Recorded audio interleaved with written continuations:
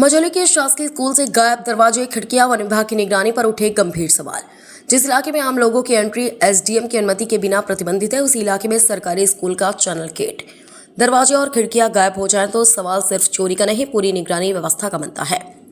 पन्ना जिले के केन बेतवा लिंक परियोजना के तहत विस्थापित ग्राम मझौली में शासकीय स्कूल भवन से एक चैनल गेट, दरवाजे, खिड़कियां और अन्य सामग्री गायब होने का मामला सामने आया, जिसके बाद वन विभाग की निगरानी और सरकारी संपत्ति की सुरक्षा पर गंभीर सवाल उठ रहे हैं। केन बेतवा लिंक परियोजना के तहत मझौली समेत करीब आधा दर्जन गांवों का विस्थापन किया गया और ग्रामीणों को मुआवजा देकर आबादी क्षेत्र के मकानों को जमींदोज किया गया, जबकि शासकीय भवन वन विभाग के सुपुर्द किए गए। वर्तमान में क्षेत्र में आम लोगों का प्रवेश एसडीएम की अनुमति के बिना प्रतिबंधित बताया जा रहा है।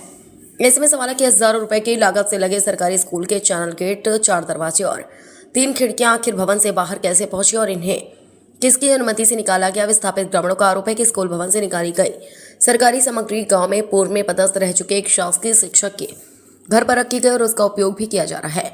मामले में जब वन परिक्षेत्र अधिकारी मयंक शर्मा से चर्चा की गई तो उन्होंने बताया कि संबंधित शिक्षक ने उन्हें सूचना दी थी कि सामान सुरक्षित रखा गया है और समय रहते उसे वापस स्कूल भवन में रखवा दिया जाएगा। लेकिन यहीं से कई गंभीर सवाल खड़े होते हैं। अगर सामग्री सरकारी भवन की थी तो उसे निजी घर तक ले जाने की अनुमति किसने दी? क्या इसके लिए कोई लिखित आदेश या सरकारी अभिलेख मौजूद है? प्रतिबंधित क्षेत्र में शासकीय संपत्ति को भवन से हटाने की अनुमति किस अधिकारी ने दी? और यदि यह प्रक्रिया वैधानिक थी तो इसकी जानकारी और दस्तावेज सामने क्यों नहीं आए? वहीं यदि सामग्री बिना अनुमति हटाई गई तो अब तक संबंधित व्यक्ति के खिलाफ कार्रवाई एफआईआर क्यों नहीं की गई? ग्रामीणों का कहना है कि मामला सामने आने के बाद अब सामान वापस रखने की बात कही जा रही, लेकिन उनका सवाल है कि अगर पूरी प्रक्रिया वैध थी तो पहले ही इसकी जानकारी सार्वजनिक क्यों नहीं की गई और अगर अवैध थी तो अब तक कार्रवाई क्यों नहीं हुई?